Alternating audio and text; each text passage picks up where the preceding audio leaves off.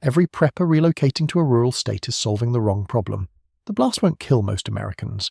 The federal decision about where to send the trucks will. 10 states look like survival destinations on a forum post. They show up as containment zones, drift corridors, or deprioritized squares on the federal triage map. If your plan is a pin on a map and a basement full of rice, you're missing the variable that actually determines whether you live or die. Before we get to the list, you need to understand two systems, not one, two. The first is atmospheric, a nuclear weapon detonated at ground level, the way you'd hit a hardened silo, throws irradiated soil into the atmosphere. That debris travels. It doesn't stay at the crater. Prevailing winds in the continental interior move west to east. Between 30 and 40 miles per hour at altitude, a surface burst on a silo field in Wyoming deposits fallout across South Dakota, Nebraska, Iowa, and beyond within hours. The isotopes that matter aren't the ones Hollywood shows you. Iodine-131 concentrates in thyroid tissue. It gets into grass. Dairy cows eat the grass. Children drink the milk. That pathway was documented at the Nevada test site, and it killed people in Utah 200 miles from the nearest detonation. Cesium-137 stays in soil for 30 years. Strontium-90 mimics calcium and embeds in bone. These aren't flash burns. They're slow, cumulative, and they contaminate the food chain for decades. The second system is bureaucratic. FEMA divides the country into 10 regions.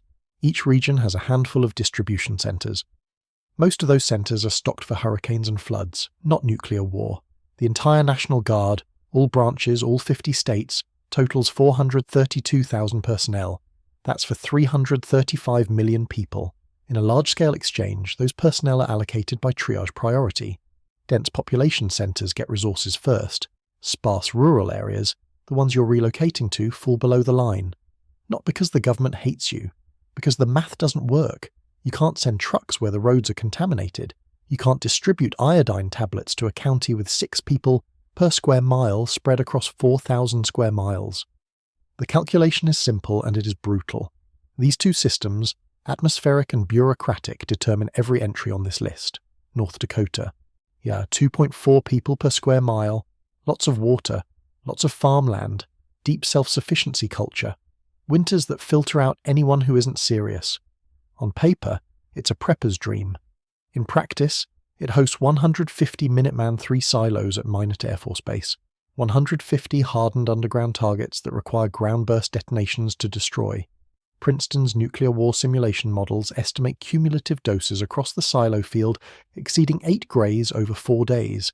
8 grays is lethal, not injurious, lethal.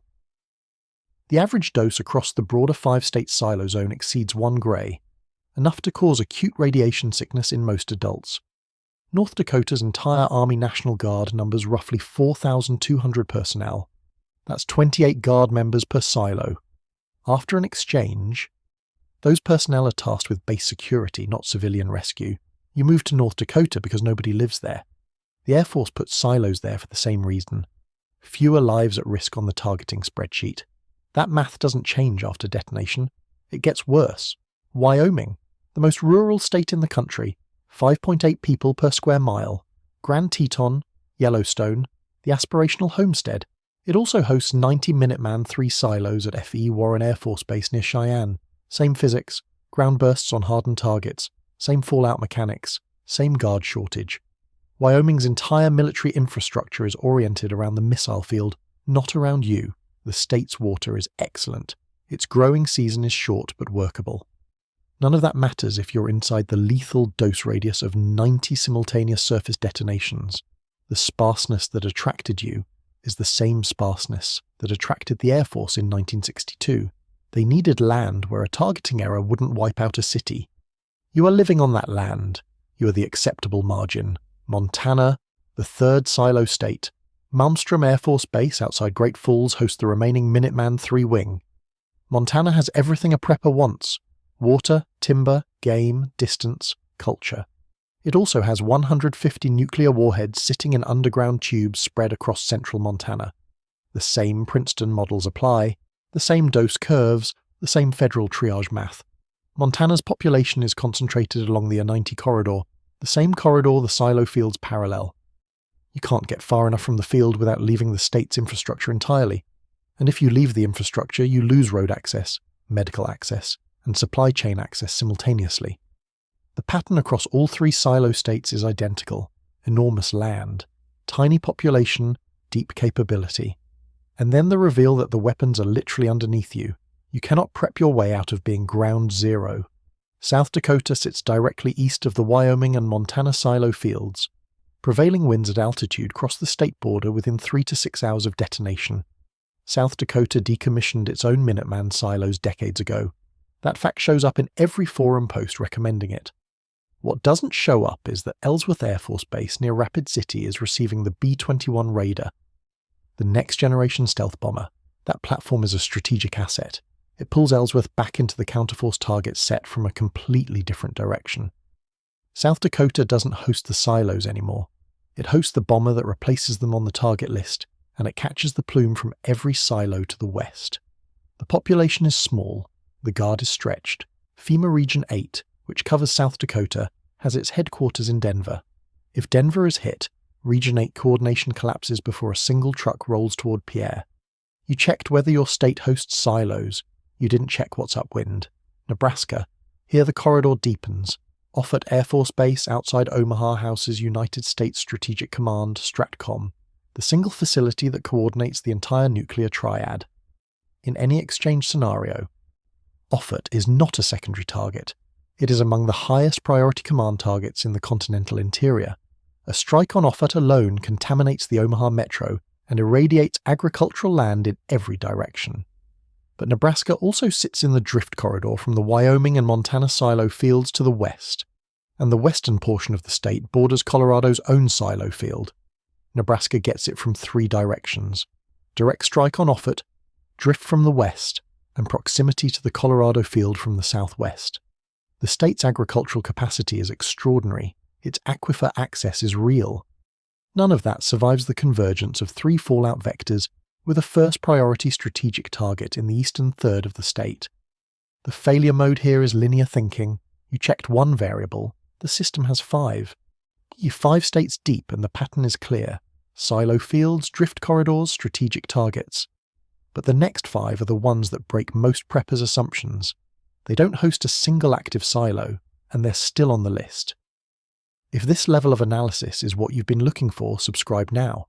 The second half is where the comfortable assumptions stop working. Colorado. Start with the density. Cheyenne Mountain, Peterson Space Force Base, Schriever Space Force Base, Buckley Space Force Base, the Air Force Academy, Fort Carson. And the northeastern corner of the state overlaps with the F.E. Warren silo field across the Wyoming border. That's 6 major military installations and a silo overlap zone, all within 100 miles of the Front Range where 5.9 million people live. Colorado is the most strategically dense interior state in the country. But here's the detail that breaks the logic.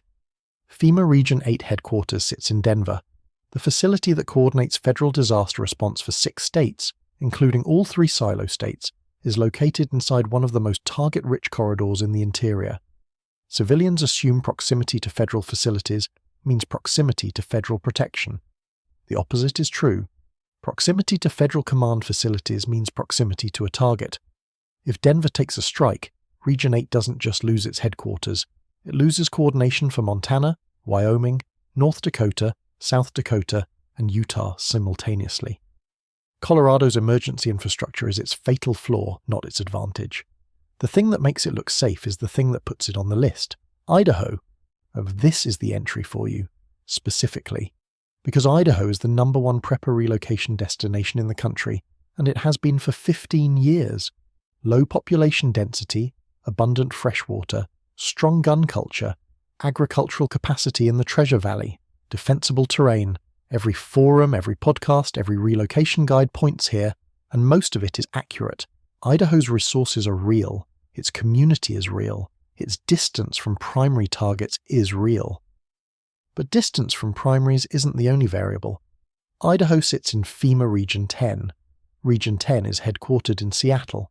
Supply routes into Idaho from the west cross the Cascades. Supply routes from the south cross the Snake River Plain. In a disrupted scenario, both corridors are vulnerable. The Idaho National Laboratory outside Idaho Falls is a secondary target. not because of its research reactors, but because of its role in naval nuclear propulsion, is on the list. Under certain jet stream conditions, the plumes from Montana and Wyoming silo fields drift southwest into northern Idaho. Not always, not even most of the time, but often enough that the models flag it. And then there's the concentration problem. The prepper migration to Idaho over the past 2 decades has created new population clusters. Coeur d'Alene, the Boise Metro, the Treasure Valley.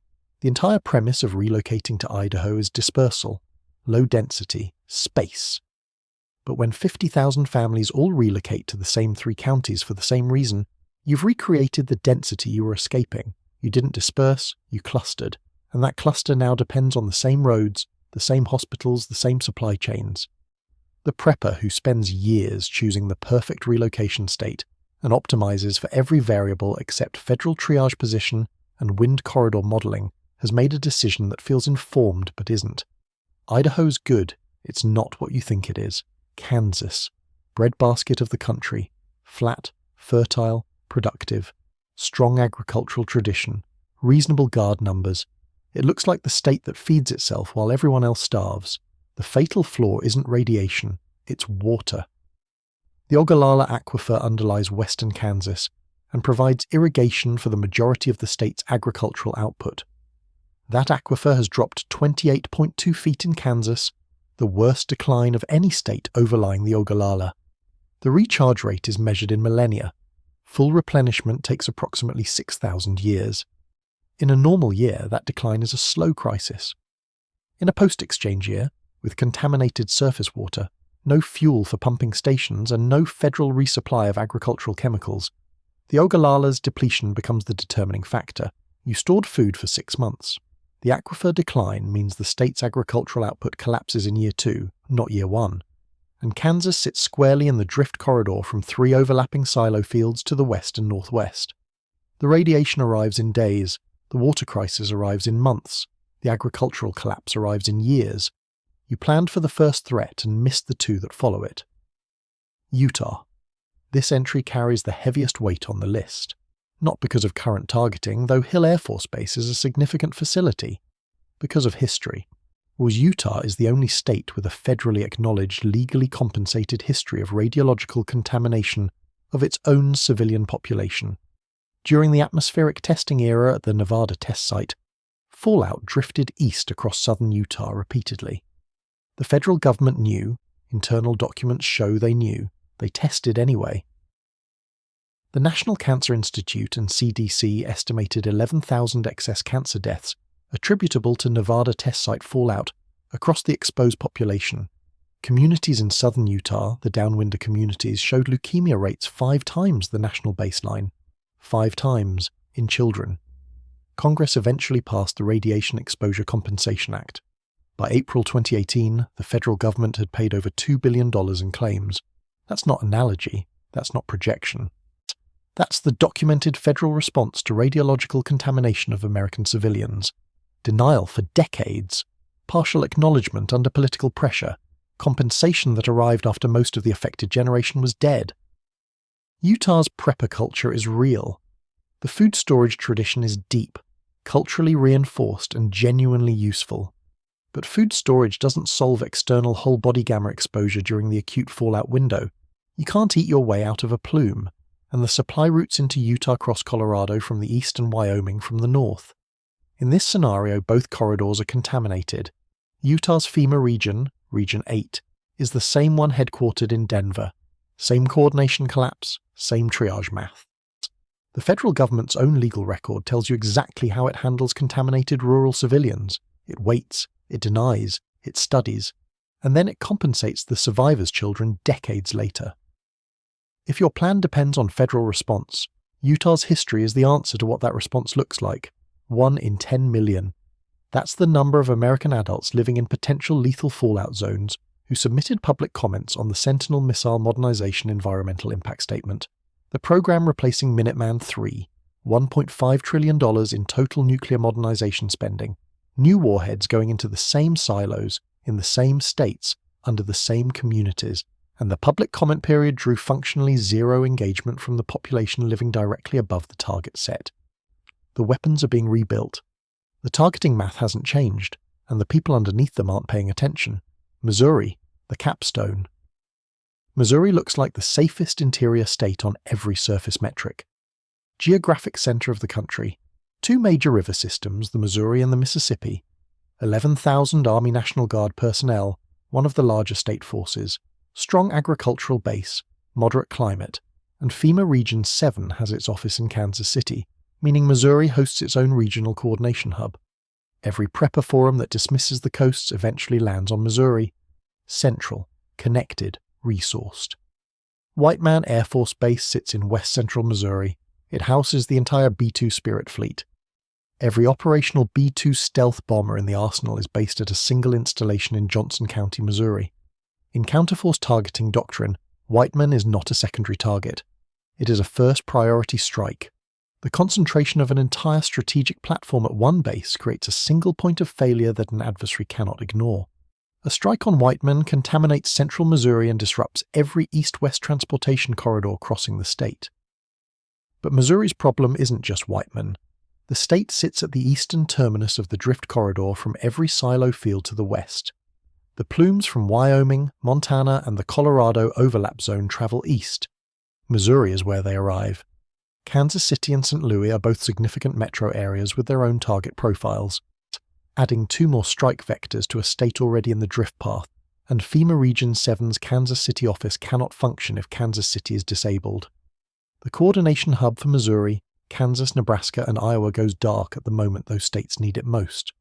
Missouri is the entry that proves the thesis. Interior location is not safety when the interior is where the targets and the drift corridors converge. You didn't move to the center of the country. You moved to the center of the target set. Every prepper relocating to a rural state is solving the wrong problem. 10 states later, the problem is defined. It isn't blast radius, it's triage position, wind direction, silo geography, aquifer depth, guard head count, supply chain routing. Those are the variables. A pin on a map is not a plan. The one documented survival advantage in the disaster literature, from Galveston forward through every major catastrophe on record, is not individual hardening. It's community-level mutual aid. The lone wolf survivalist is the most mythologized and least documented figure in the survival record. 12 households with complementary skills, shared water access, and a communication plan outperform a single fortified homestead in every studied scenario. Not sometimes, every time. Survival is a community outcome. It has always been a community outcome. Drop your state in the comments, not whether you think it's safe, whether it's in the federal resource corridor or outside it. If you don't know the answer, that's the problem, that's the map. What you do with it is yours.